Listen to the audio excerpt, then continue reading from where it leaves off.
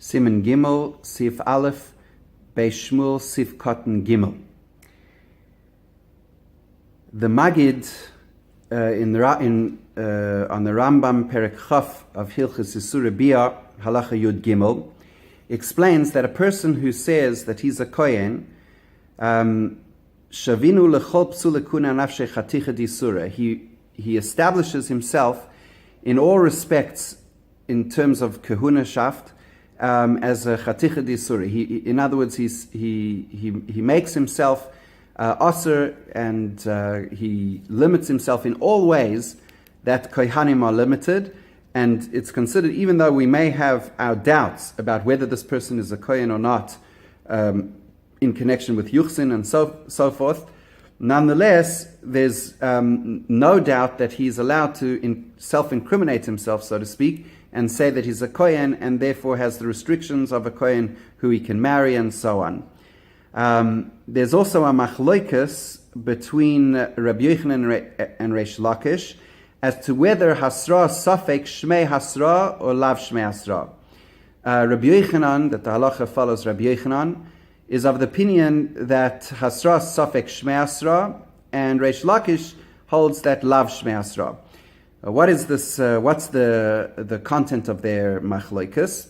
If a person is about to do an avera, and two Eidim are about to witness the Avera, the Eidim have an obligation to issue a warning called Hasra and to explain what the consequences of that action are going to be, and that they will take the person to Beis Din and testify that the person has performed this Avera. Now the question is, what if the two Eidim did not have sufficient knowledge or understanding as to whether what the person was going to do was actually forbidden, was actually prohibited? It's actually an Avera. Maybe they weren't the greatest Talmidei Chachamim, these two Eidim, and they didn't know. So they give a Hasra, called Hasra Safek, where it's a doubtful Hasra. Later on, the person will be taken to Beis Din. Beis Din will paskin whether the person did an Avera or not. And let's say they paskin that the person did something that was an Avera, then retroactively that would be a valid Hasra if you hold Hasra is Hasra Safek Shmei Hasra, like Rabbi Yochanan does, and that is what the halacha is. But in this case, what the Beis Shmuel is going to say is it's even less than that. It doesn't even enter into the whole machloikas of Rabbi Yochanan and Reish Lakish about Hasra, Shmei Hasra or not.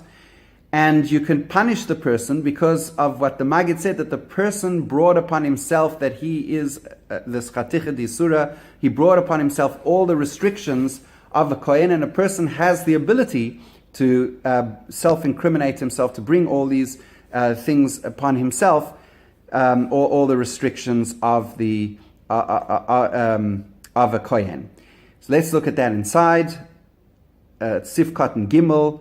Loike, we said that in the Shulchan Aruch that if a person, in the Mechaber, that if a person claims that he is a kohen and then he marries somebody who's not supposed to marry, or he becomes tamei in circumstances that a kohen would be prohibited from becoming tamei. So in such cases, loike, there's a consequence, a punishment. He gets malchus. Kiven shemachzik es atzma lekohen, says the Beis Shmuel, since he himself has established that he is a kohen, ne'eman al atzmi lahachmir. He is believed to make himself a chaticha d'isura. He's believed to apply all the strictures of being a kohen upon himself. Vahavi asros vadai, and it is not even entering into this whole machlokas Rabbi Yochanan and Reish Lakish. It's considered a asros vadai because in terms of accepting his self-testimony for these purposes, we say that he's an absolute kohen. And if you say he's an absolute kohen, then the hasra that the Eidim will give him is a valid hasra, and he would get malchus for it, because it's hasras vadai al piv. On his own admission, it transforms this into a hasras vadai.